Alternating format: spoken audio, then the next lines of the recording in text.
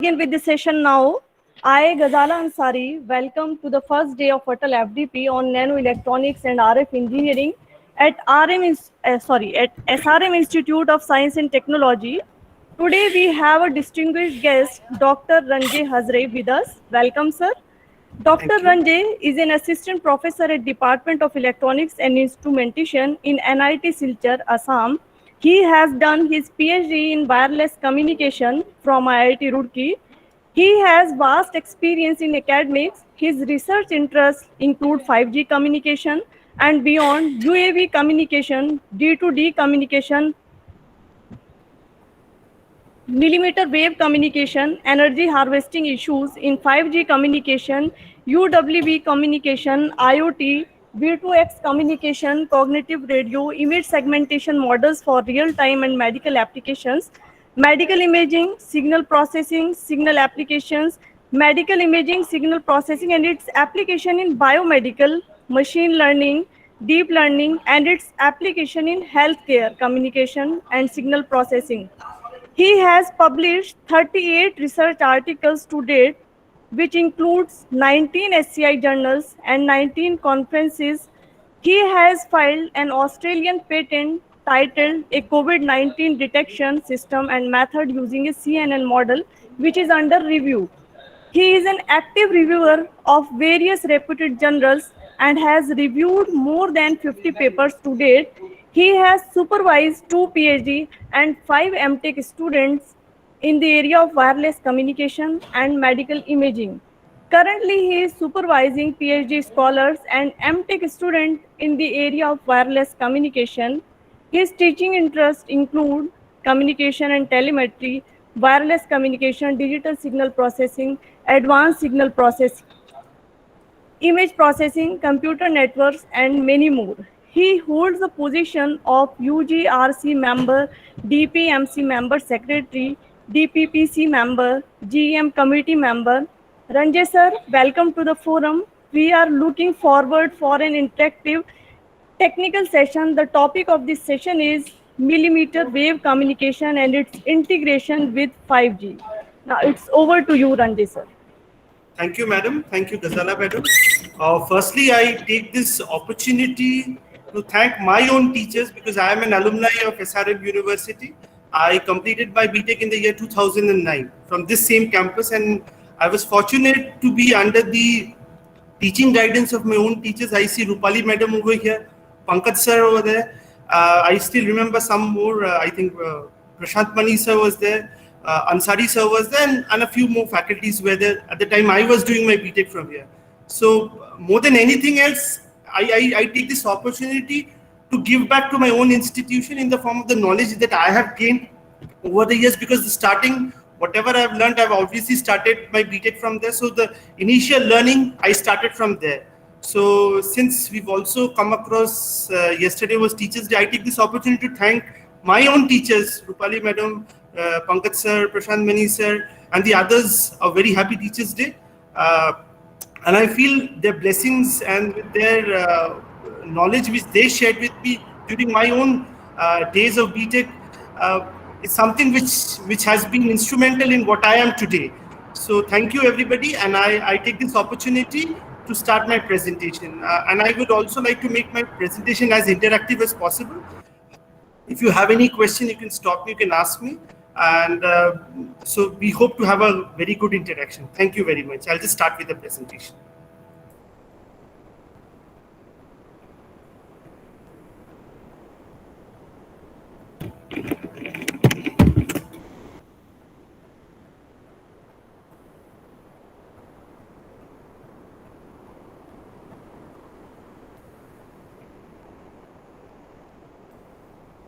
Is my screen visible to all of you? Yes, sir. Yes. Okay. It is visible now. Okay. Thank you. So myself, I'm Ranjay Hazare, an assistant professor in Department of Electronics and Instrumentation Engineering, NIT Silchar. And I've been working here since 2016. So the topic on which I'm going to give today's presentation is millimeter wave communication and its integration with 5G. Okay. Yeah. So we see nowadays the major problems which are being faced by the wireless service providers is that there is a rapid increase in mobile data, because if you see nowadays we are all into our smartphones, we are downloading data, we are downloading information, we're trying to do n number of communication with the other people. So there has been an increase. मैंने 3 दिन लगातार upper circuit लगा था, 3 दिन लगातार बहुत बढ़ गया था। बर्गर खाएंगे। All the participants are requested they should mute themselves. JP sir and Abbasi sir, please. JP sir and Abbasi sir, kindly mute your mic. Thank you. Thank you so much for your cooperation. Yeah, thank you. So I just come back to the topic. Yeah. So as we see nowadays, what the major problem is faced by the wireless service providers is that there's a rapid increase in the mobile data, and also the use of smartphones. What they're doing is that they're creating an unprecedented challenges for these wireless service providers. Why? Because wherever you go, wherever you see, we are continuously downloading data, we are continuously interacting, we are using a WhatsApp for message transmission. So at this moment, there are n number of users, n amount of traffic data which is getting shared. Now, the most important challenge for these wireless providers or the wireless service providers is that we still know that your cellular spectrum is very, very limited. As of today, if I take the wireless spectrum is limited between 700 megahertz to 2.6 gigahertz, and so in this frequency band, we are trying to as the wireless service providers, what they're trying to do is that within this entire band of 700 megahertz to 2.6 gigahertz, they're trying to deliver very high quality, high data rate, low latency. Low latency means the delay time should be very, very less, and n number of multimedia applications which are sorted for these wireless devices. Now, the challenge for these wireless service providers is this, that they need to cater to the services of all these users. Who are the users? We are the users, because we are the end users. At the end of the day, we are the end users. We are taking services from these wireless service providers. Now, the challenge of these wireless service providers is to cater to the services of all the users, as well as cater to the needs also. Now, the challenge for them is, since the wireless or the cellular band is very limited, so they need to find a way. So they need to find a way how that can be done. And for this, the wireless service providers require simultaneous management of multiple technologies. Now, as I say, the base station is backward compatible. Backward compatible, what I mean is that the base station of nowadays, or say suppose if I now have a base station which is supporting 2G, 3G, 4G and 5G, what I mean, a 5G supported base station must also be compatible with the infrastructure of 4G. It must also be compatible with the infrastructure of 3G. It must also be compatible with the infrastructure of 2G. Okay, so that's very, very important. So in order to cater to the needs of the users, what is the major requirement of these service providers? That they need to produce a very high data rate. What do I mean by very high data rate? The number of bits or the number of data which are produced are very, very high. Now, for this to take place, please understand, for this to take place, the most important factor is we need to move from a 4G spectrum to probably a very high spectrum, which would facilitate these user needs or which would facilitate the user requirements. And that is where to have an efficient radio technology where enormous bandwidth is available. Now till now, the problem was when we moved till 4G, the problem was whatever 4G technology was based on, it was basically based on the cellular bands. So the service providers could actually take the help of these cellular bands, which were available from 700 megahertz to 2.6 gigahertz for producing wireless connectivity and producing a number of services to the users. Now, the problem is not only this, because with technology, with the advancement of technology, what is happening is that the amount of data transfer has increased enormously.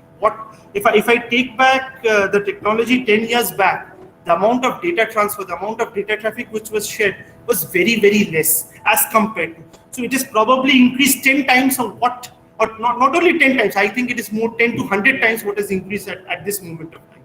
And for this to happen, you need a radio access technology, which can be combined with the more enormous bandwidth. And if these two facilities or these two can be combined, probably to some sort the requirement of the users, that is we users, can be satisfied. Okay, so if I take the solution for this, what is the solution? You need to have a very high bandwidth, and if you have a high bandwidth, obviously the data rate which you can achieve will be very high.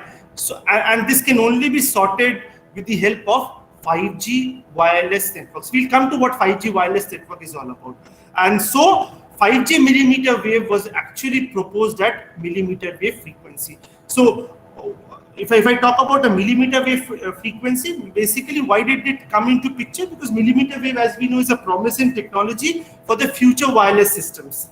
And since the issue was that when we spoke about 1G or 2G or 3G or 4G, the problem with us was limited spectrum, which was available from 700 megahertz to 2.6, and in order to increase the spectrum, in order to increase the wireless spectrum, what had been done is that efficient technologies like OFDM, CDMA, MIMO, and other techniques were put into the picture. Now, the problem is that even if you try to increase the spectrum efficiency by densifying the environment, whereby you are creating, or whereby you are actually splitting this entire cell into smaller number of cells. Okay, by smaller number of cells, I mean you are using a femtocell or a picocell or a microcell. So what you are doing is that you are trying to cater to so many users by actually increasing the range. So you are trying to satisfy your users by creating intermediate ranges in between. Where you're creating those intermediate ranges, you're satisfying only those users who are there. Clear? Just a second. Okay, so you are basically satisfying those users in between.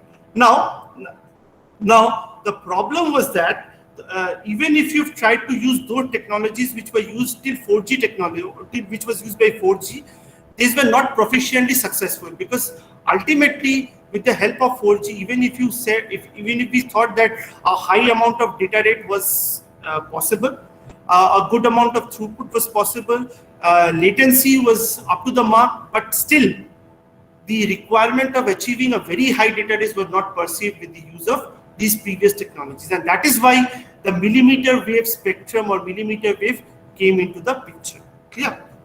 Now, if I see a millimeter wave, as you can see, what is a microwave? We see a millimeter wave, we see a satellite communication.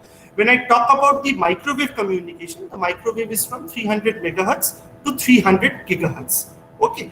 Now, in between, a part of the microwave is used for millimeter wave communication, which is obviously ranging from 30 gigahertz to 300 gigahertz. Okay. I'm talking about satellite communication. Satellite communication is intermediate this. So the satellite communication is between 1 to 40 gigahertz. Now, when I talk about satellite communication, we have n number of bands, that is C band, K band, L band, S band, Q band, and etc.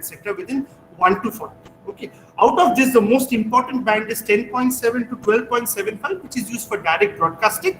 And the other band which we have is from 27.5 and 31 gigahertz, which are used for close ranging radars. So if you want a satellite communication, a short distance satellite communication, we go for these high frequency bands. Okay. Now, talking about the transition which has occurred, if I talk about the transition, as you can see, we have moved from, just a second, let's just take the help of this technology. So, Ranjay sir? Yeah. Yes. Can you hear me? Yeah, I can hear you. Any problem? Sorry to interrupt you. Yes.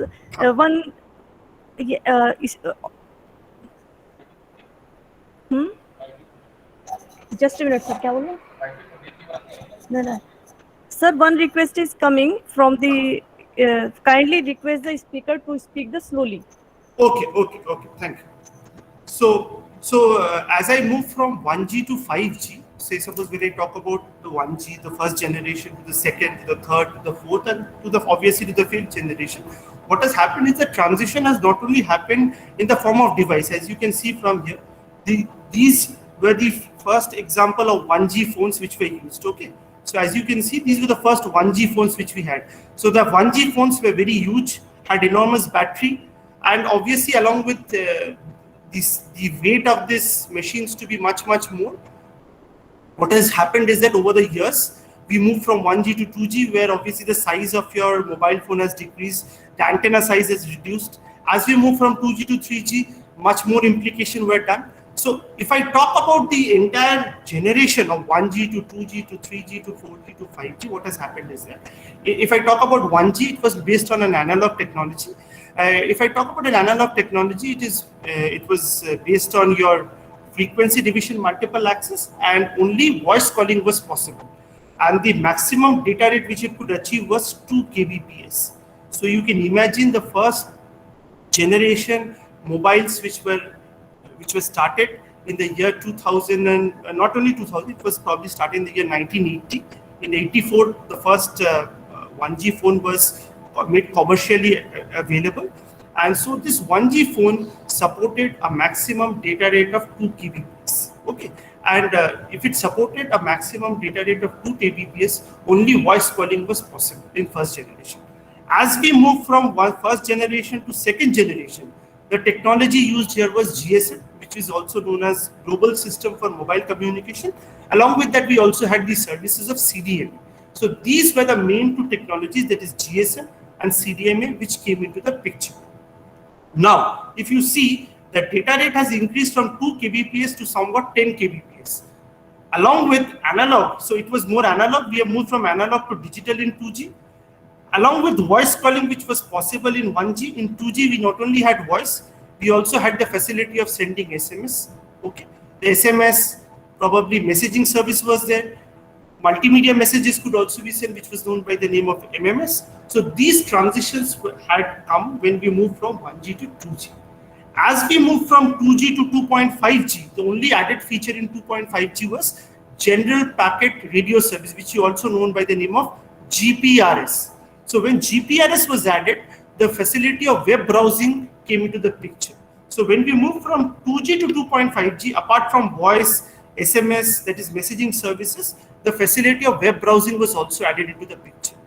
Now when we move from 2.5G to 3G, where the technology was mainly based on UMTS, which is a Universal Mobile Telephone System, the concept of multimedia actually came into the picture. Now, when the concept of multimedia came into the picture, apart from voice, messaging, and web browsing, the facility of, I again repeat, the facility of the facility of video calling was also added over here, because as I understand by multimedia, so facility of video calling was added in this 3G. Okay. Now, when we move from 3G to 4G, so intermediate and another technology which was known by HSPA, which is high speed packet access. So with this, you can see a data rate of from 2 Mbps. A data rate from 2 Mbps got shifted to 42 Mbps. Now you can imagine a data rate of 42 Mbps is huge enough, at least in today's generation. Now, when we move from 3.5 to 4G, usually all the technologies today are based on 4G, where the major technology used in 4G is LTE, which is long-term evolution, and also known as WiMAX. So these are the two main technologies which are used in 4G. The most striking feature of 4G is that it is fully based on IP. It is fully an IP technology, whereby whatever you do, whether it is a voice calling or a SMS or a video calling, or even the facility of HD streaming, video conferencing, which have all been added, are all based on IP based. So these were some of the features which were actually added in 4G. You had HD streaming, that is high definition, whether it is an audio high definition, whether it's a video, whether it is sending SMS, whether it is video conferencing, these were all based on HD quality. And finally, when we move from 4G to 5G, which is still in the research phase, it has been launched in few countries, but yet to be launched in India at this moment. So as we move from 4G to 5G, it is expected that a data rate of above 1 Gbps. So the data rate is going to be expected to be more than 1 Gbps. So if a data rate of 1 Gbps or more than 1 Gbps is expected, the technology which could be managed is an LTE advanced. A long-term evolution advanced is the technology which is going to suffice to the needs of 5G, and the facilities I again repeat, the facilities which are expected are enormous. So we'll come to the facilities one by one. So the major challenges which I talk about of 5G is the enormous increase in traffic volume. I say avalanche of traffic volume. What do I mean by avalanche? Because we see the amount of data which is being shared nowadays, whether it is multimedia, whether it's normal data, whether it's over the WhatsApp, whether it's over the video calling, whether it is live lectures, etc. and etc. For all these things, we require a very high data rate. And when we require a very high data rate, not only a very high data rate, the amount of data which is being shared is also enormous. Okay, so for this we require a good system, a good communication system, which must be able to cater to these needs. So avalanche of traffic volume. Second is the amount of growth in connected devices. The number of devices are all now connected. So you have, as you can see for this diagram, a car getting connected to a wireless device, a CCTV getting connected to a wireless device, and an electric machine getting connected to a wireless device. Mobile phone is already connected to a mobile network or to a cellular network. Cameras getting connected, a printer getting connected, medical aids getting connected, machines getting connected. So the major challenge for 5G is going to be, because everything is now getting connected to the internet. Everything is getting connected to a wireless network. Everything is connected to a cellular network. So the number of devices which the 5G has to tackle is also very high. So we expect that by 2020 or 2021, the number of devices which will be connected is 50 billion devices. Okay, and apart from this, obviously the number of use cases, the number of applications expected is also going to go high. So we expect a device getting connected to a device. We expect a car getting connected to a car. We expect a machine getting connected to a machine. We expect a robot getting connected to a device, etc. and etc. So now, for all these requirements, whether it is a traffic volume, whether it is a number of connected devices, or whether it is a use cases, we expect that 5G has to cater to all these requirements. Okay, now, if I talk about the vision of 5G, bandwidth is everywhere. When I talk ubiquitous bandwidth, I mean bandwidth is everywhere. It is not only limited at the cell edges, but it is everywhere. So the expectation from 5G is that the bandwidth should not be, if I consider this to be a cell, say suppose if this is a cell, I should not say that the 5G connectivity is only at the central part where there is a base station. It should be even at these edges. So these are the edges. So even at the edges, it is possible, or it should be taken into the picture that bandwidth should be everywhere. Secondly, it is expected that the video quality should be a high definition one. Apart from that, it is also expected that the connectivity should be Internet of Everything. We know what Internet of Things is all about. Then what is Internet of Everything? If I talk about Internet of Everything, it is the culmination of things, data, process, and people all getting connected. So initially what happened in Internet of Things was your things. So one device got connected to the other device, or various number of devices got connected to one another over the internet, and there was no human intervention. But when I talk about Internet of Everything, whether it is a machine, whether it is a car, whether it is a device that is connected to one another, that is also connected to people getting connected to one another, data getting connected with each other, getting connected to machines, data getting shared, and all these are a part of the process. So process is actually sharing or transferring data from the machine to the people, from the data to the people, from the things to the people, so on and so forth.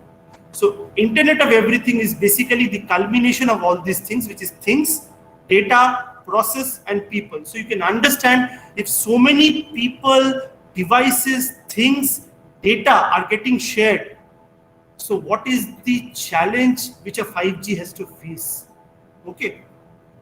Next most important services which is expected from 5G is that it should be able to sense, it should be able to, if I talk about the job of a cognitive radio, it is similar to what cognitive also does. So we expect wherever there is a spectrum which is available, the vision of 5G should be able to utilize the spectrum to the utmost. Whether it is based on using a small cell, or whether it is to form a decentralized network. By a decentralized, I mean that it is forming an ad hoc network. Ad hoc means it is connecting a few devices. For example, the devices which are used for connectivity are could be your printer, could be your mobile phone, could be your laptop, could be your desktop.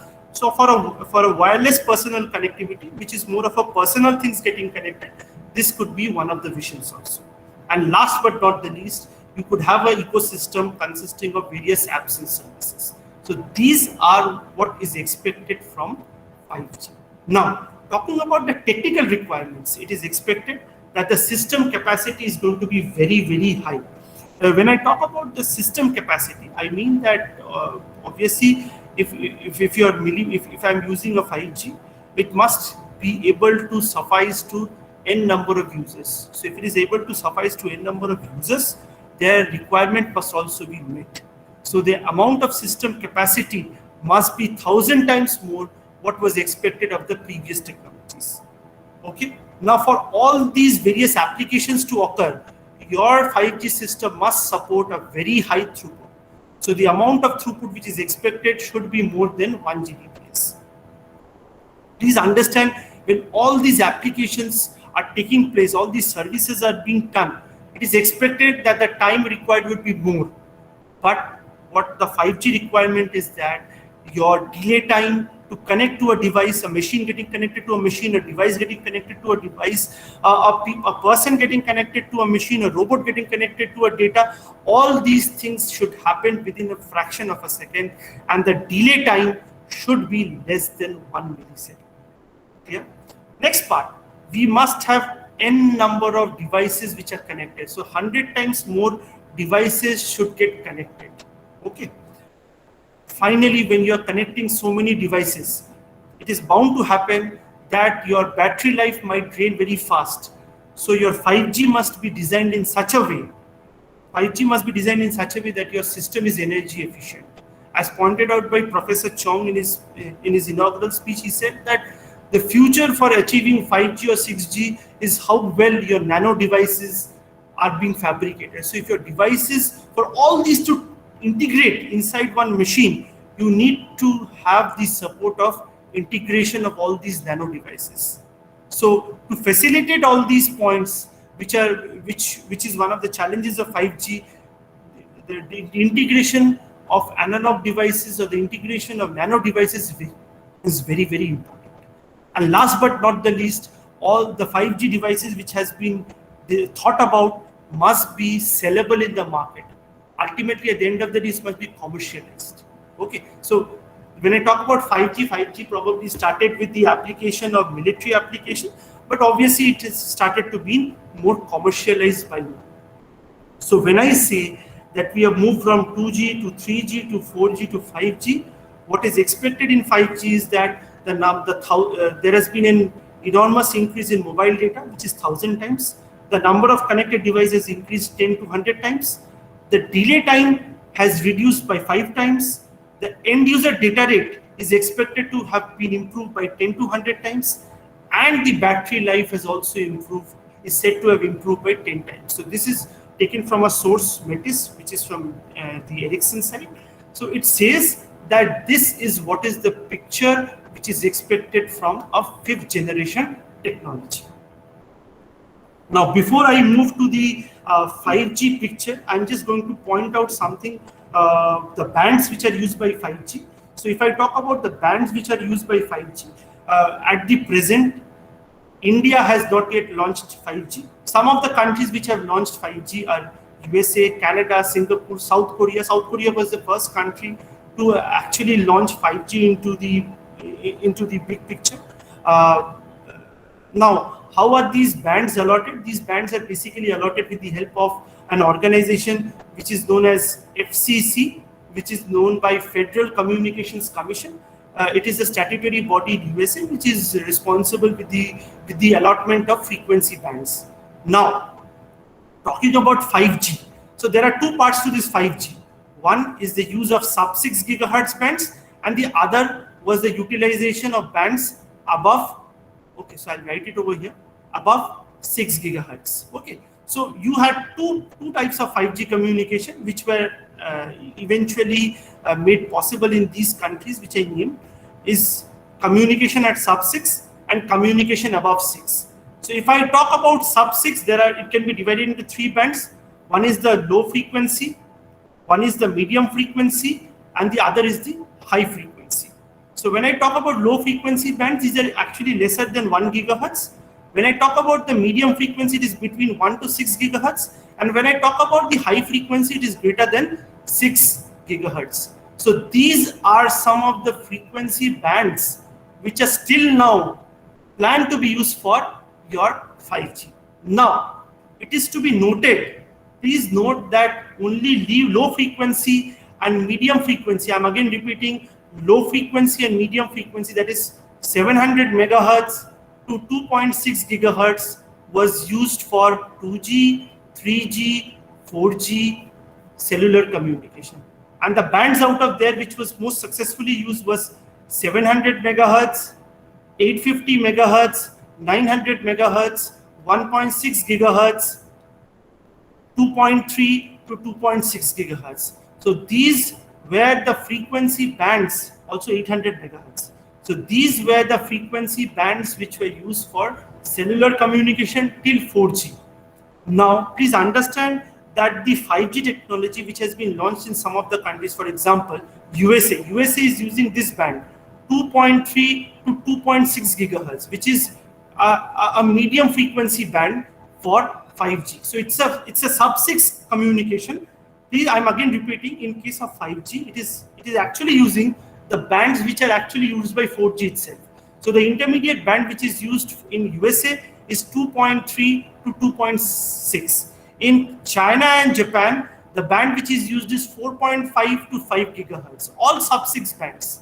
Here, in case of probably in some of the countries of UK, the band used is 3.3 to 3.5 gigahertz.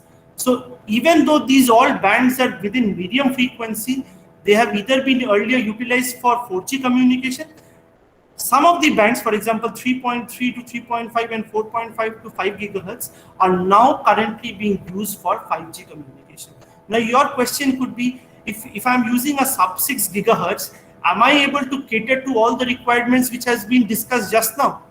You are absolutely right. It will not cater to all the users. It will not cater to all the needs of 5G, but at least some of the needs are going to be met. For example, if you're using a 5G technology at 3.3 gigahertz or at 2.3 gigahertz or even at a 4.5 gigahertz, the most important advantage is that your coverage area is going to be very, very large.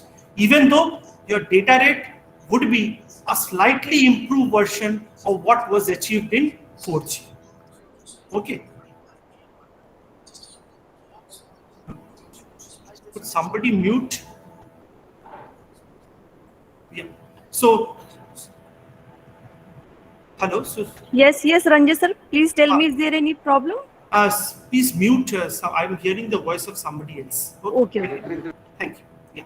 So what I was pointing out over here is that even though the 5G technology is actually using some previous frequency bands of 4G, but the advantage over here is that it is achieving a good coverage, even though the latency has improved considerably, but obviously that high throughput, which was expected to be more than 1 Gbps, could not have been achieved. Now, please remember that there are other 5G frequencies, for example, the ones used for high frequency, the high frequencies which is above 6 gigahertz. For example, I have a band, just a second, I have a band which is 28 gigahertz, 26 gigahertz, I have a 40 gigahertz, even there is a 60 gigahertz, there is an 81 to 90 gigahertz. So these all frequency bands are very high frequency bands which are still available for 5G communication. And this is where the picture of millimeter wave comes into picture, because millimeter wave band is within 30 to 300 gigahertz. Now, the reason why it is thought about to add these frequency bands is because at millimeter wave frequency, a very high frequency or a very high throughput or a very high data rate can be achieved. But the problem here in the frequency bands which are above 6 gigahertz is that there is huge amount of interference. And when there is huge amount of interference, the only problem is that even though we expect a very high data rate, but the problem is with the range. So the range is very, very limited as we move above the sub 6 gigahertz. Okay, so that is also one of the challenges.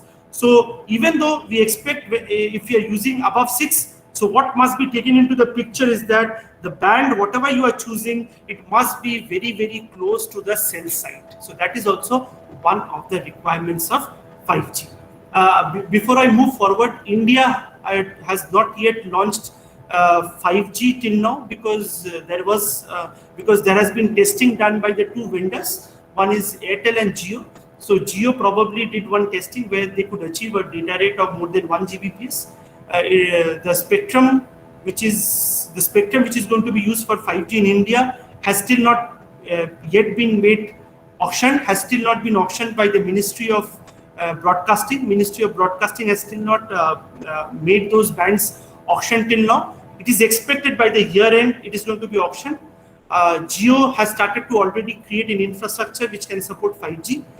Testing has also been done by other vendors. For example, Airtel has recently done one testing where they have said that the data rate achieved is 3 Gbps, which is 3 times more the data rate which was achieved by testing by Jio. So it is expected that 5G might be launched by the next year or by the year end. So we'll have to wait and watch because India has not yet auctioned any of the 5G bands till now for exclusively 5G cellular communication. Yeah. Now, when I come to the 5G picture, so when I discussed about the 5G big picture, so most important, if you see this diagram, 5G technology is not a single technology. It is a culmination of various other technologies. Because if you're using a single technology, for example, if I see from the diagram, we have a D2D communication. Okay, I see a D2D over here. I see a line of sight over here. I see a MIMO over here. We also see a wireless sensor networks. We see a cognitive radio network. So it is an integration of various other technologies to achieve all those standards which are required for 5G. So if you talk about this picture, this is the interconnectivity among different emerging technologies like massive MIMO, cognitive radio, small cells are there. Also, this proposed architecture will explain or explains the role of NFV, which is the network function virtualization, device-to-device communication. IoT is also there. Small cell is also there. So these things is planned to be incorporated into your 5G architecture. Okay. So I'll come to what 5G enabling technologies are there one by one. Okay. So when I talk about the 5G technology, the first technology which I'll discuss is multi-RAT. Now what we understand by multi-RAT is, RAT here means a radio access technology. So in case of multi-RAT, what is happening is that a mobile device can connect to more than one technology. A mobile device can connect it to more than one cellular network. For example, I can have a cell phone which can be connected to 2G, which can be connected to 3G, which can be connected to 4G, which can even be connected to 5G also. And that is what is expected from a multi-RAT technology. For example, I'll just give you an example. Let me draw an example. So you consider this to be your mobile device. So this is your mobile device. So your mobile device is connected to, say, suppose Wi-Fi, which uses a 2.4 gigahertz. Okay. It can be connected to a cellular device, that is a 4G LTE. It can be connected, which obviously uses a band which is below 6 gigahertz. Apart from this, the mobile device can also be connected to a sub-6 5G. It can also be connected to a greater than 6 gigahertz 5G. So you see, if this mobile device is connected to more than one type of cellular network, and the most important part is that this mobile device is backward compatible. So it can support 5G, it can support 4G, it can even support Wi-Fi, it can even support Bluetooth also. So this is what is all about a multi-RAT technology. Now I come to the part where the multi-RAT will suffice to the needs of 5G. Now if you have a network which is supporting both 2G, 3G, 4G and 5G, what is actually happening? Your spectrum is not even wasted. You are achieving the factor which is known as spectrum efficiency. So the most important part in any wireless communication is that your spectrum must be efficiently utilized. And for your spectrum to be efficiently utilized or to be maximum utilized, there must not be any spectrum which is wasted. And that is what Multidat is offering you. It is offering a very high spectrum efficiency. Now, if it offers you a very high spectrum efficiency, it is expected that obviously the throughput is also going to be very high because your spectrum is not wasted. Every band is used for some work or the other. And the most important part is your mobility has improved. So you are moving from 2G to 3G to 4G and even to 5G. Clear? I move to the next technology, which is LTE and NX. We still know that LTE standard is used by 4G. The band uses from 700 megahertz to 2.6 gigahertz. Now the problem, I would not say the problem with LTE, but LTE is known to support 4G technology, which is below sub-6. Now, in some cases, the problem is that if you're using a sub-6 gigahertz band, obviously the throughput cannot be achieved, or a very high data rate cannot be achieved, because we have seen that if we are using a higher than 6 gigahertz band, which is a millimeter wave band, then only it is expected to give you a very high throughput. Otherwise, you will not have a good throughput, but what you would have is that you would have a good coverage. Now, in order to suffice to this need, another technology is added, which is known as NX. NX here means the places where LTE cannot be deployed, a new radio spectrum can be used. Now, this new radio spectrum is also known by the name of 5G NR, which is 5G new radio. Now, please understand this 5G new radio can work both in below 6 gigahertz also, as well as above 6 gigahertz also.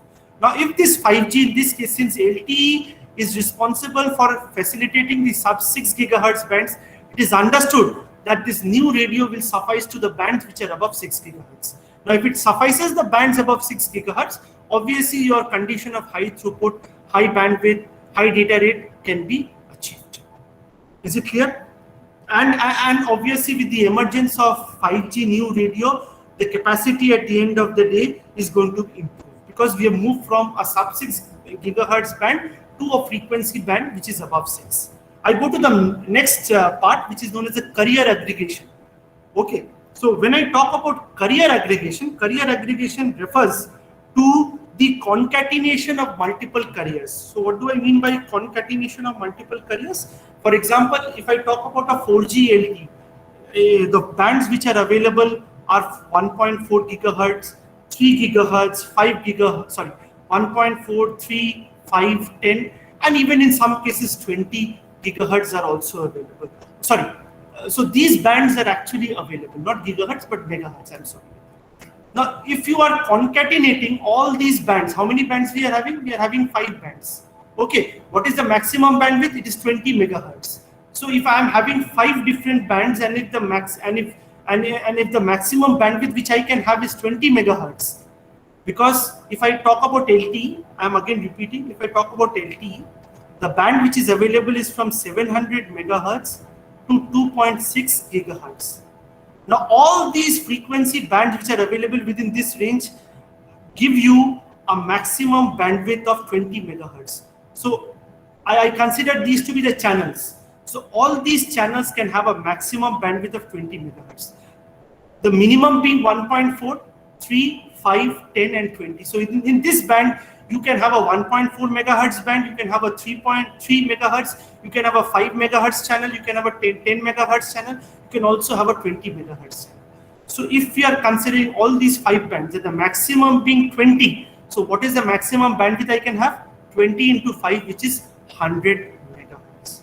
So carrier aggregation actually leads to the exploitation or to the utilization of your spectrum.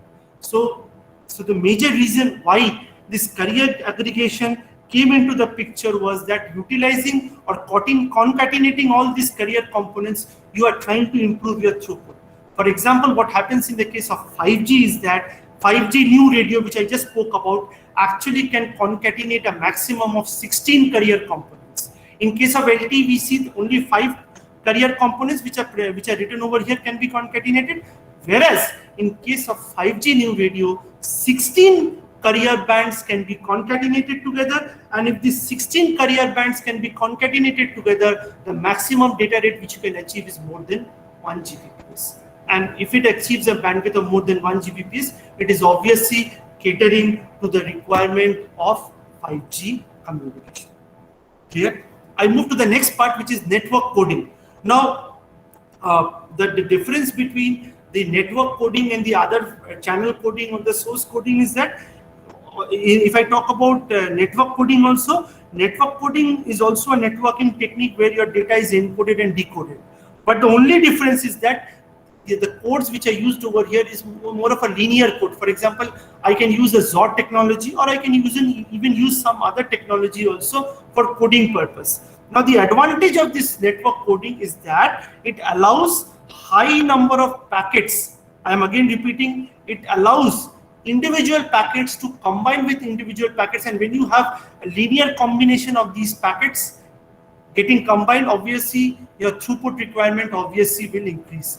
And this is why with the use of this network coding, a very high throughput can be achieved.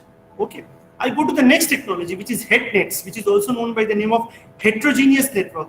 If I talk about a heterogeneous network is basically a combination of various other homogeneous networks. For example, a heterogeneous network could be a combination of your normal cellular technology.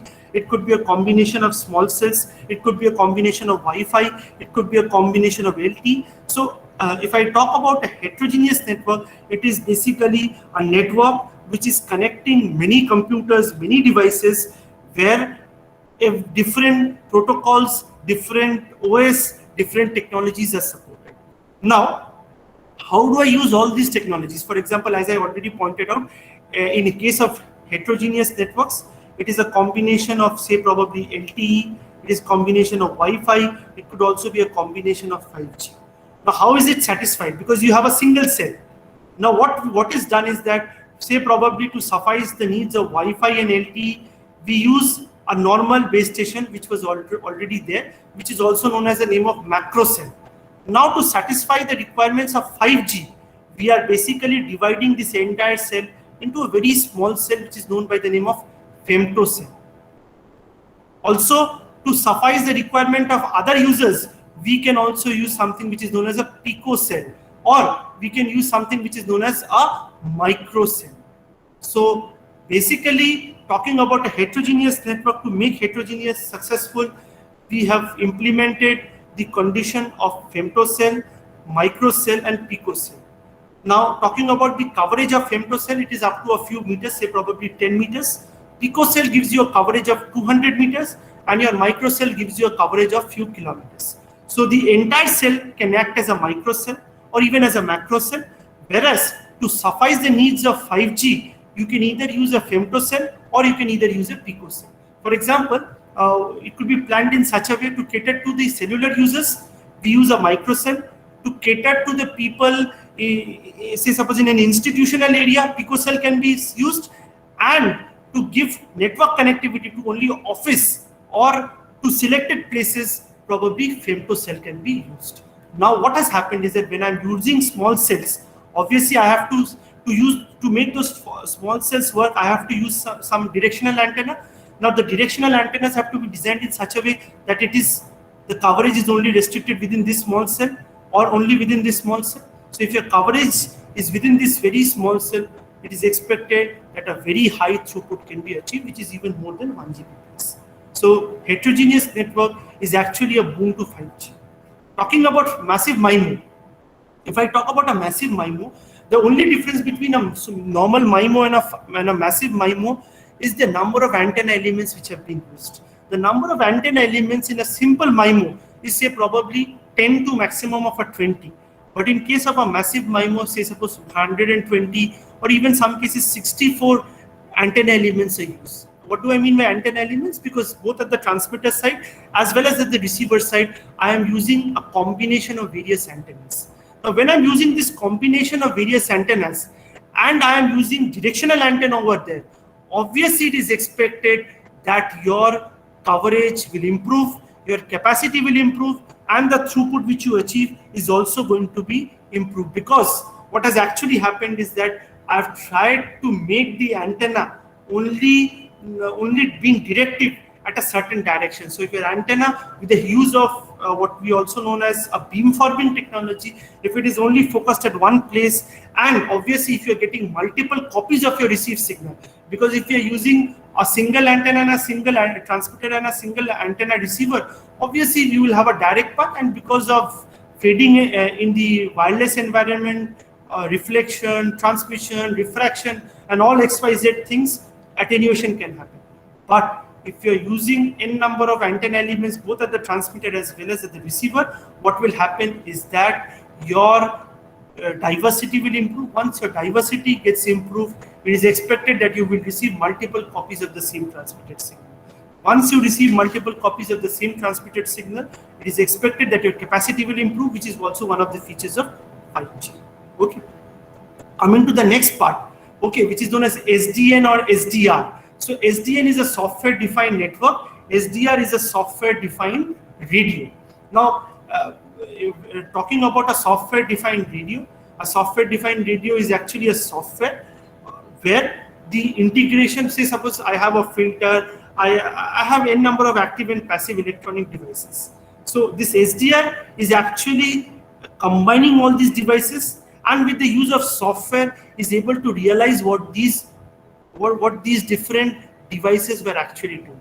So in a way, what you have done is that you have made a virtual device. You have created a virtual device using a software, with the help of which it is possible for you to achieve a very high detail. Talking about a software-defined network, a software-defined network is using a centralized network, and when it uses a centralized network which is a dynamic in nature, which is obviously which is more virtual in nature, it is expected that this high throughput can be achieved even using SDN and SDN.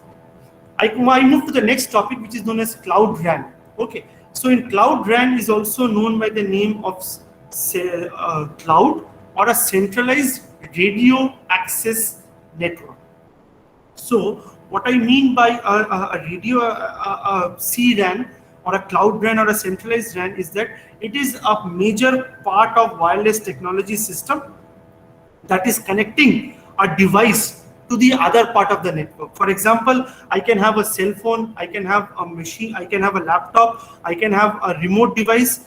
These all are connected over the fiber network. So it might happen my mobile device is at some place. It can happen that my remote machine, which could be my desktop. Say suppose I am at this present situation where work from home has become more eminent. I can even use the work from home facility, and I can connect to that network. Okay, by using optical fiber, or in some cases UTP cables can also be used. UTP means unshielded twisted pair. So by using this fiber cable, I'm actually getting connected to all these devices which are remotely associated or which are remotely located. Okay, now one most important objective or advantage using Cloud RAN is that it can suffice to the needs of all the previous architectures.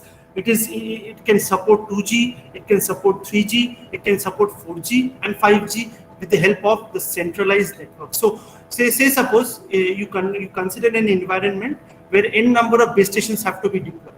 Instead of deploying these base stations one by one, what could be done is that a centralized base station can be created, and from this centralized base station, by the use of this optical fiber, the XYZ devices can be connected. So in a way, what you're doing is that you are saving yourself from cost. You're making your system more cost effective, and at the end of the day, you are making a centralized network with the help of which you're able to achieve high throughput. Okay. Now, please remember, to achieve Cloud RAN, obviously edge computing is also very, very important. What I mean by edge computing is that whether your network is at an XYZ position, you are trying to compute, you are trying to do the data storage inside the cell itself. Even though you are taking the facility of a cloud network which is situated far away, but the entire computation and the entire data storage will happen within the cell.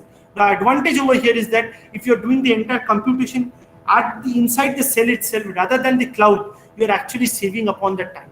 Your delay time is getting reduced. So this is also one of the advantages which is achieved by Cloud RAN. And if you're getting a low latency, that is what is achieved, or that is what is the requirement of 5G. Another very important technology is NOMA, which is also known as by the name of non-orthogonal multiple access. As I understand, NOMA or non-orthogonal multiple access basically is a technology by which n number of devices are connected to each other. For example, it is simple. It is similar to what we also known as a multiple access technology. In case of multiple access, we know that n number of devices are connected to one another. Okay, and either they are sharing the data using a frequency, time, or even code. But in case of NOMA, what is actually happening is that multiple users are sharing the same time and the frequency resources using either power or using different codes. Now, when you are having n number of devices or n number of users which are catering to the mobile or which are catering to the 5G needs and are separated only in power, there will be no interference. So once you are able to serve multiple users in the same time as well as in the same frequency band using different power, say suppose user 1 has a different power, user 2 is given a different power, user 10 is given a different power. So what you are achieving at the end of the day is that you are having multiple number of machines which can be connected. You can have lower latency. You can also expect a very, very high throughput. Please remember that 5G has three important use cases. One is known as EMBB, which is known as Enhanced Mobile Broadband, where the throughput is expected to be more than 1 Gbps. You have ultra low latency, ULLC, where you are achieving a very low latency of less than 1 millisecond. And the third most important is machine MMTC, where you are connecting massive machines getting connected. So massive machine connection. So if you have n number of machines getting connected, that is also one of the key use cases of 5G. So this is what is expected from 5G. Talking about full duplex, because when you're using full duplex, your frequency band is able to both transmit as well as receive. Obviously, you are utilizing the factor of spectrum utilization, and if you are efficiently using your spectrum, obviously you are achieving what 5G is capable of. I move to the next topic, which is small cell networks. As you know, small cell is composed of femtocells, picocells, and microcell. So you're dividing your entire cells into small number of low-powered networks, which is only capable of giving the coverage in those smaller devices. For example, for a femtocell, you might use a low-powered antenna. For a picocell, you might use a low-powered antenna, but the radiation is much more than what is available in femto. And for a microcell, a higher powered base station. Now the advantage is that you are individually catering to all the needs, and when you're individually catering to all the needs within a single cell, you are able to achieve a very high throughput and also a very low latency. Next important on which my research is device to device communication. In case of device to device communication, what is actually happening is that two devices, say suppose device 1 and device 2, are directly getting connected. So this is one mobile device 1, this is one mobile device 2. So these two devices are directly getting connected without connecting the base station. But for controlling part, say suppose when device 1 wants to communicate with device 2, at the initial moment, it has to connect via the base station. I am again repeating, when device 1 has to connect to the device 2, initially it has to be via the base station, because the base station will try to configure both these two devices and say, yes, both these devices are in the same proximity. Now from the next time, when data has to be exchanged, device 1 can directly communicate with base station, with device 2, without traversing through this base station. So what is actually happening is that you are avoiding this base station. So if you are avoiding this base station, you are actually gaining on the delay time. Your delay time or your latency has reduced. Okay. Now when these two devices which are in proximity or which are very close to one another are getting connected, it is expected that a very high throughput will be achieved. Okay. So a high throughput can be achieved in device to device communication. Okay. Ultra dense network. So talking about an ultra dense network, in case of an ultra dense network, what is actually happening is that n number of networks or n number of devices are connected. So when I talk about an ultra-dense network is a network where n number of devices or n number of machines are getting connected. Okay. By that I mean what I mean is that it is a network where the density of users are much more. So you can consider n number of small cells getting connected. So an ultra-dense network is basically a combination of n number of devices where connected in a network. So if you have an n number of devices which are connected into a network, what is actually happening is that you are having a number of small cells inside a big cell. So if you are having a number of small cells, you are catering to n number of users. If you are catering to n number of users, obviously your density of the network gets improved. If the density of your network gets improved, you are catering to n number of users. So at the end of the day, what you are actually trying to do is that if you are catering to n number of users, you are actually trying to achieve a high throughput in all those individual networks. Okay, so that is also one achievement of what ultra-dense network is all about. So ultra-dense also network is achieving what is expected from 5G.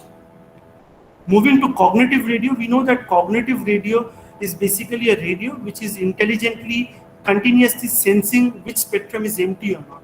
By this, what it is doing is that as soon as it finds out a spectrum is empty, it will tell the secondary user to occupy the band which is empty. So by this, what we are doing is that the 5G network is never getting wasted. So the spectrum is continuously getting utilized. Your spectrum utilization or your spectrum efficiency becomes or is improving. Okay.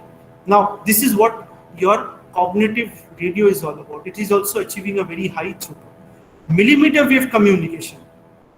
Talking about millimeter wave communication, we know it is the millimeter wave communication is stable between 30 to 300 gigahertz, and in this band where between 30 to 300 gigahertz, the bands which are available is 40, 50, 71 to 80, 91 to 90, 96, 60 gigahertz, 26, 28, and so on and so forth. So these are all the frequency bands which can be used for millimeter wave communication. So even though at millimeter wave communication, because of this enormous bandwidth, a very high throughput can be achieved, but there are various other challenges which are there in millimeter wave communication. The most important being attenuation. Okay, so there are n number of attenuations and path loss which have to be mitigated so that millimeter wave communication can be utilized for 5G communication. We have already discussed what beamforming is all about. We are basically combining an antenna array and making the direction in such a way that it is pointed towards one direction. So if your antenna is pointed towards one direction, you are catering to limited users only in that area, and you are able to achieve a very high throughput. Network function visualization is basically virtualizing or viewing the entire network virtually. So if you are able to virtually perceive any kind of a network, instead of using real devices, obviously you are catching upon the latency time. So with the use of this NFV, SDN and SDR, you are actually trying to improve the latency, which is also one of the requirements of 5G. And finally, massive machine type communication over for IoT. We see that n number of devices, things, data, machine, people all getting connected over the internet or all getting connected over the cellular network. So when you have so many devices getting connected over the network, your biggest challenge would be your interference is avoided. And apart from that, what you are able to achieve is that when you are able to suffice to the needs of so many users, you are achieving a very high throughput. So we've already spoken about the big picture of what 5G is all about and what are the various technologies which the 5G can support. Now, if you look at this band classification from 1 to 170, some of the bands, for example, 1 to 40 is used for satellite communication. From 30 to 300 can be used for millimeter wave communication, and the ones which are less than 6 can be used for 2G, 3G, or even 4G cellular communication. So these are some of the use cases or some of the applications where your bands can be utilized above 1 gigahertz. Now, what is millimeter wave communication? We've already spoken what millimeter wave communication is all about. It is a section of an electromagnetic spectrum. So what is an electromagnetic spectrum? It's a combination of both electric and magnetic signals. And millimeter wave, since it occupies a bandwidth of 30 to 300 gigahertz, it is expected, if this is the frequency, it is expected that the distance or the coverage which it will have is from 10 millimeters or from 10 millimeters to approximately 1 millimeter. So you just use the formula C equal to n lambda, and you can find out what is the lambda part in this case. That is the distance of the wavelength. Now, this is actually a diagram of what your spectrum actually looks like.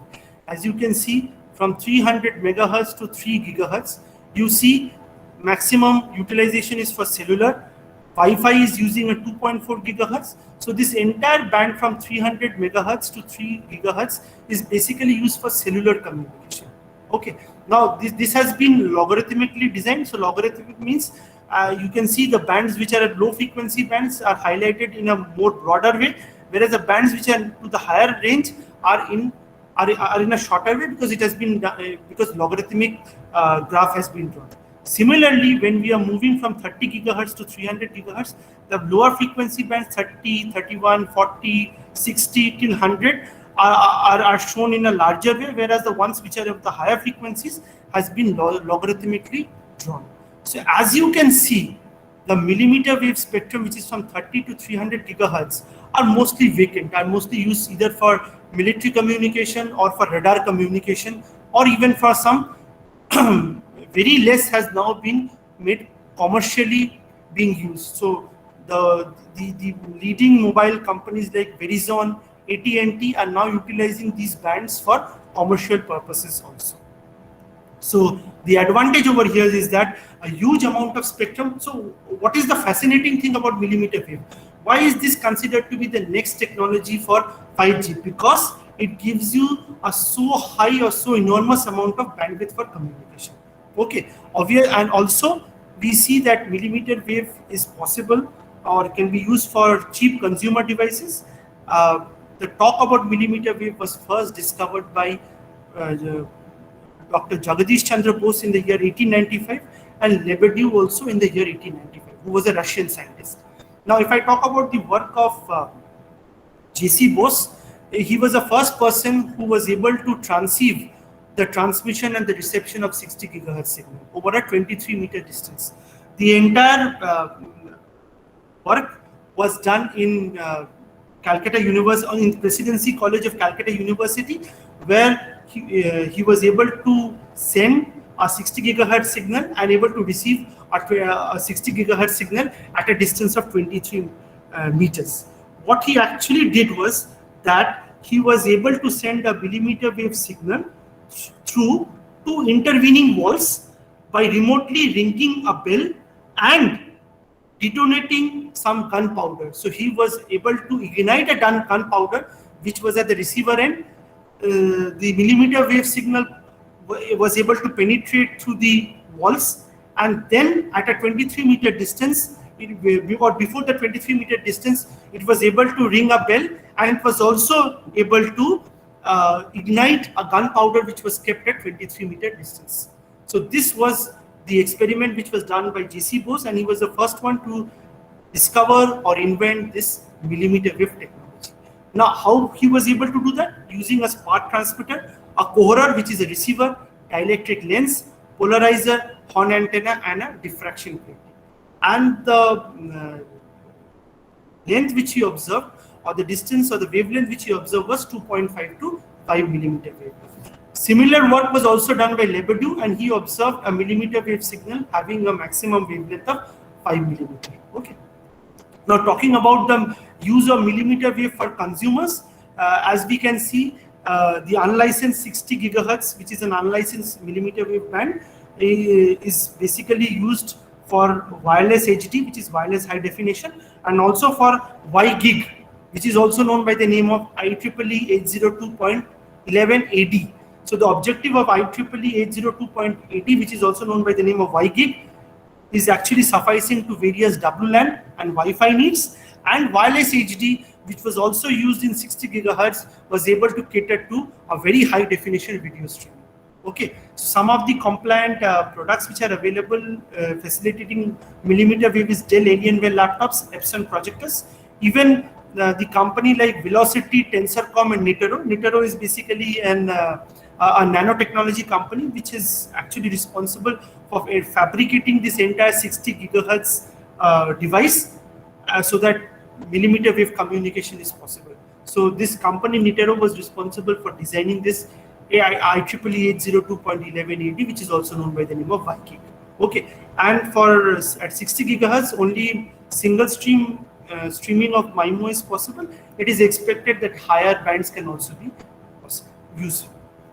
Now, as I've already spoken about this before, and in India, till now, specific allocation of 5G has not yet been done. Previously, it was said that the 5G band would be shared because till now, exclusive licensing has not been done, even though it has been done in foreign countries where some of the bands have already been licensed, okay, have already been auctioned. For example, 28 gigahertz, 24 gigahertz, as 37 gigahertz and 47 gigahertz. All these bands, 37, 47, 28, have actually been auctioned by FCC. Okay, but India has still not auctioned these bands. TRAI, which we also known as the Telecom Regulation Authority of India, TRAI has not yet done that allocation in India till now. Okay, and since licensing has still not been done, so these license bands can be shared for research purpose, even for commercial purpose, or it is and military applications it is utilized nowadays. Okay, or what could be done is that by the using of cognitive radio, if the spectrum is empty, it can be utilized. Okay, now the factor why millimeter wave is actually enabling a very high bandwidth. Most important part is the enormous bandwidth it has. It has a bandwidth from 30 to 300 gigahertz. So this enormous bandwidth is actually giving you more spectrum. So if it is giving us more spectrum and if the number of channels are more, the spectrum utilization is much more, which leads to the broadband service. And second is that to achieve this high throughput, this high capacity, beamforming has to be applied. So beamforming is that we are designing the antennas in such a way that they are pointed towards a certain direction. So if your antennas are pointed towards a certain direction, it is able to achieve a high throughput, even though the coverage area would be limited. And your spectrum utilization is also to the maximum. Okay. So this is how we are able to utilize millimeter wave. Now, what is the role of MIMO in millimeter wave? As we can see, that the antenna elements are usually very small. They have been fabricated in such a way that they can be put inside any mobile device. Both in case of, if I talk about usage of MIMO in millimeter wave band, both the transmitter and the receiver are well equipped with 100 number of antennas, both at the transmitter side and at the receiver side. Now the problem is that if you are using a very high bandwidth, our SNR can reduce, the SNR will be affected. And the problem with the smaller wavelength is that the energy captured in an antenna would be very less. In order to overcome this problem, MIMO antennas are used, which can actually exploit the gain from the large number of antenna arrays. And using the concept of directivity, your antenna beam can be focused in one direction, where n number of users are already present. So these users can communicate among themselves, and the throughput achieved could be very high. Now, some of the observations is that the large number of antennas, in case of massive MIMO, large number of antennas are considered. 64 to 256 number of elements are concerned, both at the base station, whereas less number of antenna elements are embedded inside the mobile stations. And in order to improve the beamforming, what we need to remember is that physical layer signal processing is very important. What is this physical layer signal processing? Channel estimation is very important. We need to estimate the channel which would be used for transmission. Why? Because if we are not able to estimate the channel, there will be losses, there will be interference. So we have to design or estimate, do the channel estimation in such a way so that maximum directivity or maximum data rate could be achieved. Adaptive modulation, and also using some other higher end techniques. Second, handoff. Handoff is also very important. what is handoff? Handoff is a situation where one mobile station belonging or one mobile station which is belonging to a base station moves from one base station to the other base station, especially when you are in mobile condition. So if I am moving from one place to the other place, automatically what will happen is that my channel will shift from the local base station to the other base station where I am currently situated. So with the help of this, also sometimes good beamforming here can be achieved. And the major problem with millimeter wave, as we've already spoken, is atmospheric attenuation, rain attenuation, path loss. So in order to remove these concepts or in order to improve this, interference management is very, very. So narrow beam is the new feature of millimeter wave band, and the advantage is obviously it will reduce fading, it will reduce multipath, and obviously it will reduce your interference. What are the various propagations? Because in millimeter wave communication, the problems are blockages. Why do I say that there is a major challenge in using millimeter wave? Because when you have, say, suppose, as you can see from this diagram, this mobile station is directly trying to communicate with this base station. But intermediate, say, suppose this mobile station is communicating with this base station, so there is a line of sight, there is no problem. Direct, transmission can take place. Whereas when you are trying to communicate this mobile station with this base station, we have an intermediate building inside this. So when there is an intermediate building, what is actually happening is that it is causing an obstruction. So as a result, this is one of the obstructions which can happen. And obstruction can happen due to people. So if between a base station and a mobile station, people are there. Self body blocking, your body can also block if it comes in between the mobile station and the base station. And even if your hand comes in between the mobile station and the base station, hand blocking can happen. So these are some of the blockages or the issues which can happen in millimeter wave. Now, in order to solve these propagation issues, the buildings can be designed in such a way that they can have reflectors so as to avoid this building blockage. Body blockage and self body blockage can be avoided by switching between line of sight and non-line of sight, and by associating different multiple base stations to them. And hand blockage can be avoided if the number of antenna arrays are more in case of a mobile. So instead of having your antenna at a single point, if antenna array structure can be have whereby the reflection from the mobile can happen from any number of directions. So it will reduce the blockages. Now, as already spoken, the major challenges of millimeter wave are atmospheric attenuation at 60 gigahertz. Because the major problem is what is atmospheric attenuation? The radio waves are interacting with the gas molecules in the atmosphere, which results in loss of energy. And in small size cells, this problem or this attenuation is reduced to a little. So as you can see, with increase in the wavelength, as the wavelength is increasing, the attenuation is also increasing. So this is one problem. So as your, as the wavelength is decreasing, the attenuation is increasing. In a way, I can say as your frequency increases, as we move from low frequency to high frequency in case of a millimeter wave, the attenuation is very high. But it can be reduced if a cell size of 200 meter can be chosen as 60 gigahertz, where the path loss would be negligible. So some kind of tactical measurements or tactical thoughts can be applied, whereby these problems of interference can be reduced. Even in case of rain attenuation, or if your cell size is of 1 kilometer, a 7 dB of attenuation will take place if your rainfall is at the rate of 1 inch per hour. So if you are choosing a small cell, say suppose up to 200 meters, obviously the rain attenuation will reduce to 1.4 dB. So these are some of the tactical changes which can be done so that your attenuation can be reduced. Similarly, in case of rain attenuation also, as the frequency increases, your attenuation increases. Okay.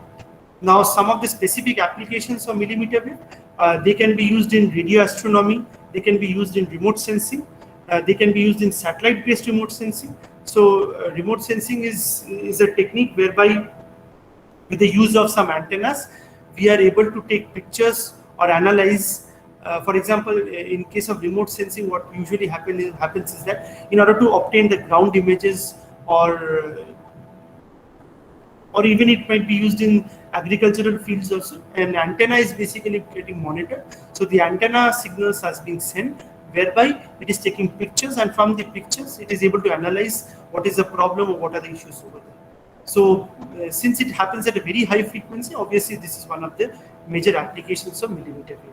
Okay, satellite sensing is also very, very important, because in military application it is able to detect any enemy. So if any enemy is at the other side of the border has intruded, it is able to specifically identify and locate where he or she is hiding.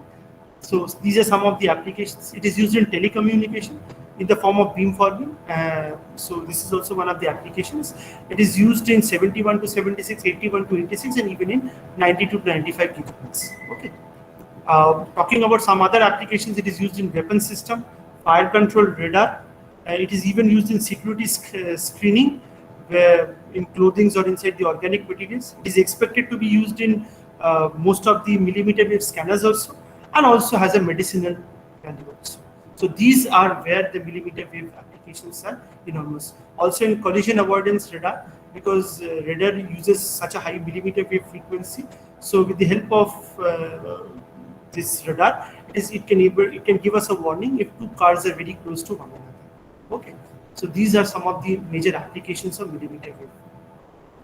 The millimeter wave also has a very good amount of utilization in D2D also. Why do I say so? Because device to device is the direct communication between two users without traversing the base station. Now usually two devices are actually communicating in cellular base station. Now it might happen, what could be the problem is when the devices are very close to each other, they might be interfered with, or they might get interference from n number of other users also.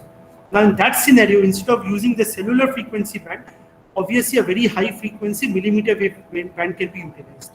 Say suppose if there are two users and you want to achieve a very high throughput among them, so the mode has to be switched from the cellular mode to the millimeter wave band, whereby a very high data rate can be achieved. So there are two forms of D2D communication. One is the local and one is the global. Okay.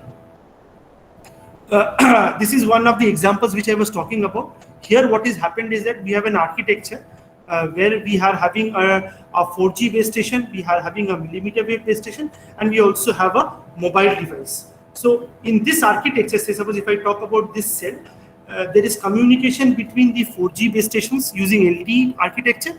Also using the millimeter wave device or millimeter wave base station, each device is also able to communicate with each device, especially in places where high throughput is required. So in a way, I can say all these technologies, whether it is D2D, whether it is millimeter wave, whether it is small cell, whether it is heterogeneous network, these are all closely associated with one another. Also, as I already spoke to you, millimeter wave has a major application in IoT also, because n number of devices are getting connected over the internet. So it is expected that a very high reliability and low delay could be achieved. For that to happen, we see that n number of smartphones are getting connected nowadays. It can be used for car-to-car communication. Your mobile devices can be connected to roadside units where it is equipped with Wi-Fi devices, and also at the end of the day, a very good amount of energy efficiency can be achieved.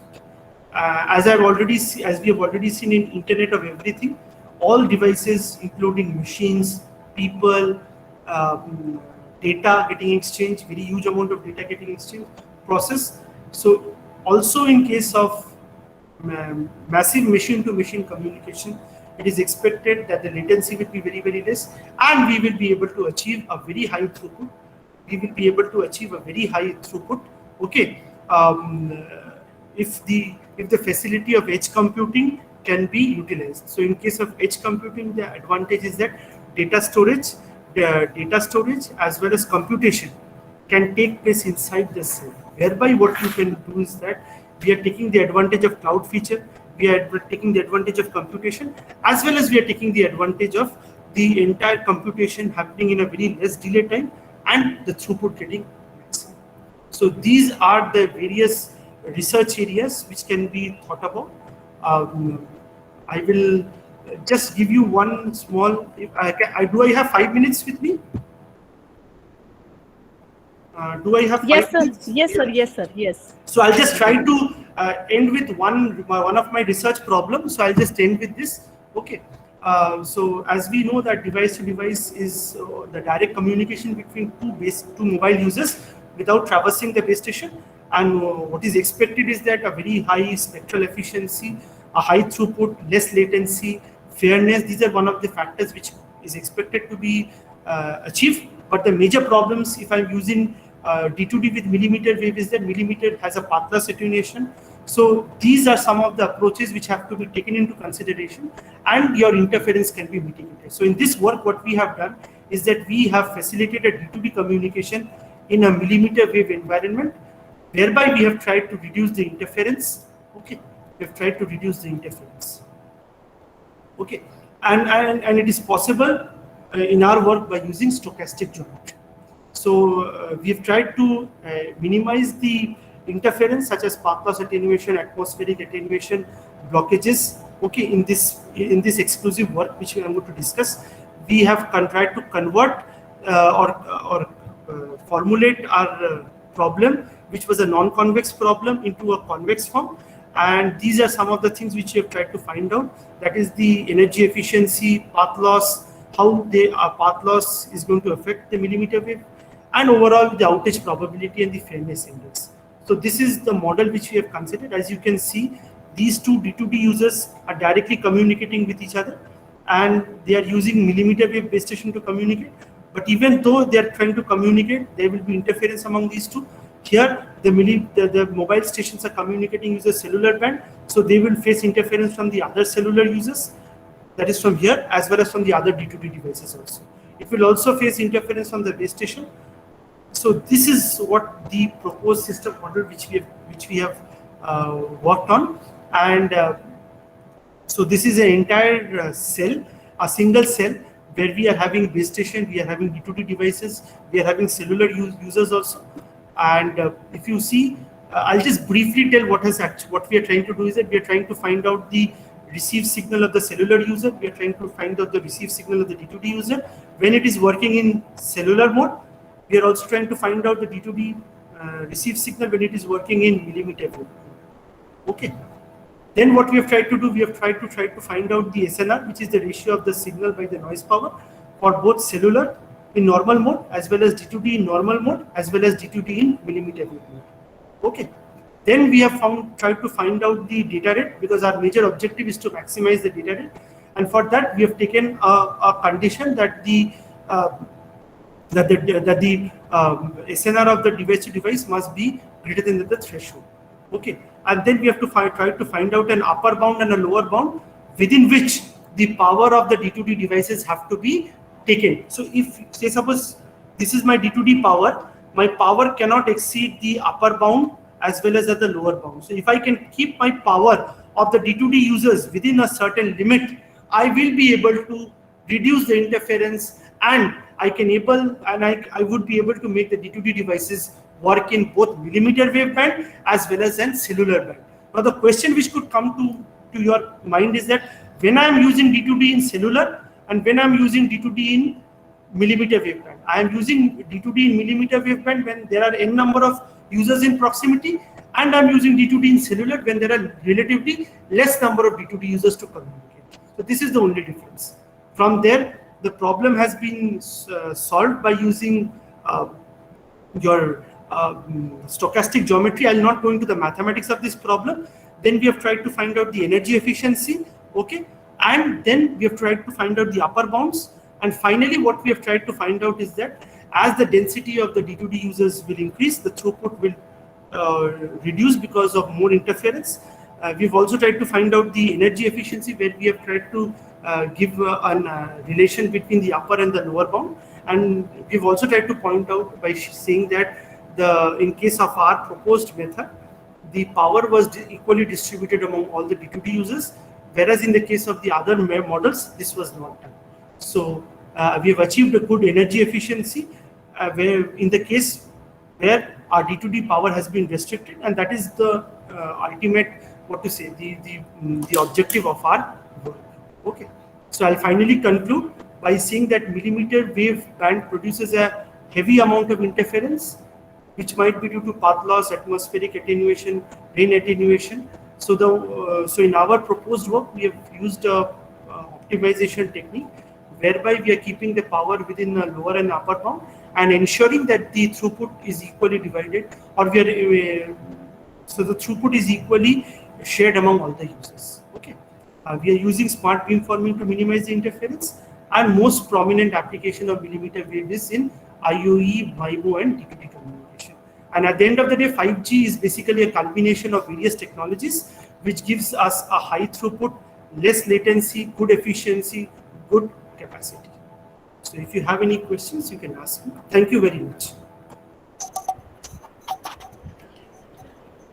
Thank you, Ranjay sir, for the elaborative and insightful talk on millimeter wave communication and its integration with 5G technology, evolution of mobile technology, 5G challenges, 5G 2020 vision, evolution towards 2020, 5G enabling technology, millimeter wave technology and its applications, and many more. Thank you very much, sir, for sharing your knowledge. Thank you. So, thank you. Dear participants, the session is open for the discussion. You may interact with the speaker. Mr. Raji has raised hand. We can discuss. Yeah. Yes, Mr. Rajit.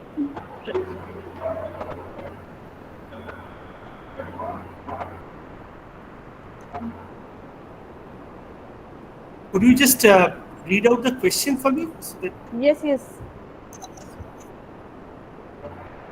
Mr. Rajit, please, you may type your question in chat box.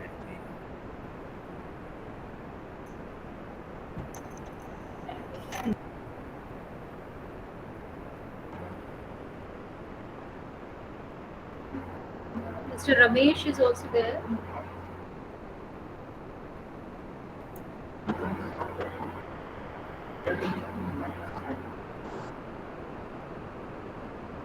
You can unmute yourself and put your question.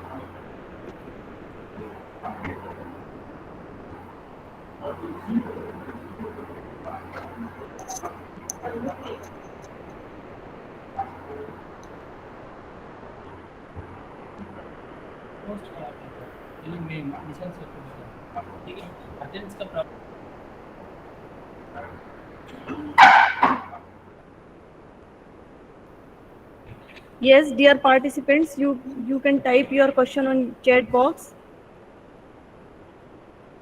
Is he not able to unmute himself? Is it so?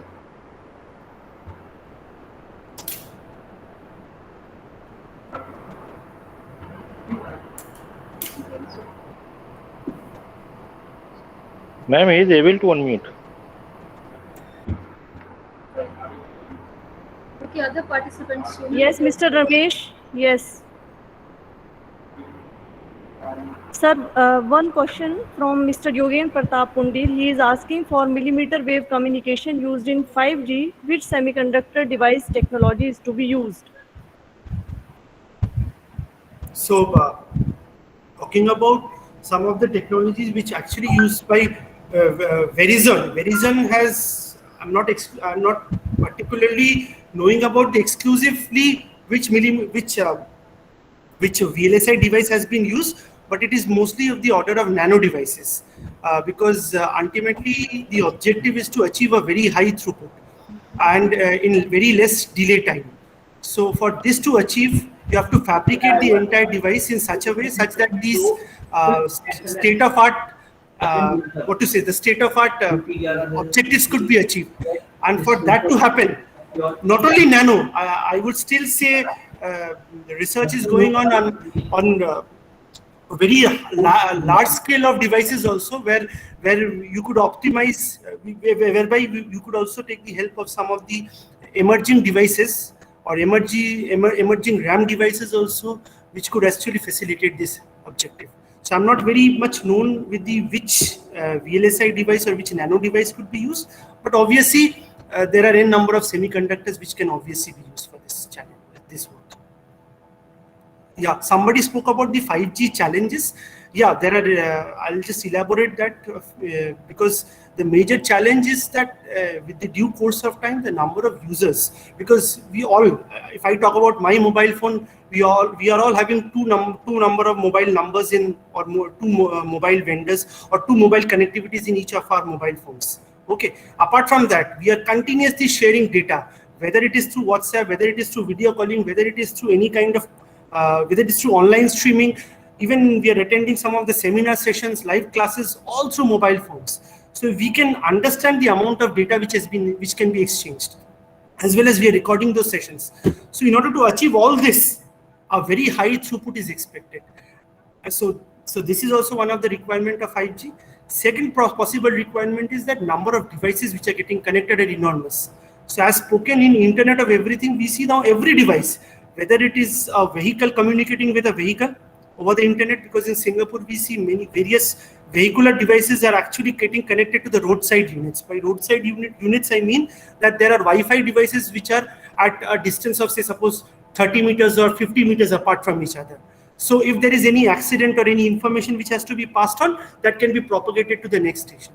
So this is also one of the advantages. And the third most important is the car-to-car communication, device to device getting connected, and a number of major various other applications are there. So these are some of the challenges which the millimeter wave has to face, and to categorically utilize them, obviously we take the facility of all the advantages, or the vision which has been spoken about is the high throughput, high capacity, less latency, etc. Yeah, next question. Yes, sir. Which broadband fading mitigation method is practically reliable for 5G? Broadband mitigation technique. We can use some of the interference mitigation. For example, power has to be, power control method is there. Then resource allocation is very, very important, because until and unless we are able to allocate the resource properly, it is a major issue. Okay. So resource allocation, power mitigation, and then with the due course of time, we are moving from stochastic geometry to game theory to machine learning techniques. So it might happen that with the use of machine learning and deep learning techniques, the time might be compromised. But if I'm actually experiencing with the advantage with the performance, obviously a good amount of performance or a better accuracy can be achieved. So there has to be a trade-off. When I talk about the machine learning and the deep learning techniques, there has to be a trade-off between the delay time and the throughput which can be achieved. So you have to have a middle path for all these things. Yeah. Anything else? No, sir. Yeah, welcome. Okay, sir. We do not have any question in the chat box, so we can conclude it. Okay, Ranjay sir, thank you very much. Thank you for joining and sharing your knowledge. Thanks a lot. I'll just end up by saying that if you have any questions, my email ID has already been shared. You can ask me any questions. I'll be happy to answer your questions. And sure, finally, I see some of my own teachers, Pankaj sir there, Rupali madam there, Abbasi sir there, Prashant Mani sir I think is also there. Those who have taught me, so a big thank you to all of you. A big thank you to the participants. Thank you very much. And thank you for it. Thank you. Great to see you growing like this. Yeah. Thank you very much, madam. Thank you, sir. Thank you, sir. Thank you, madam. Have a good day. Thank you to all the participants also. Okay, yes, dear participants, there is a break for 10 minutes. Let us assemble back in the FTP sharp at 12:55. Fine. We will start it at 1 p.m. Yes, HOD sir? Yes, same thing I want to say. Okay, sir. Okay, thank you very much. You can leave now.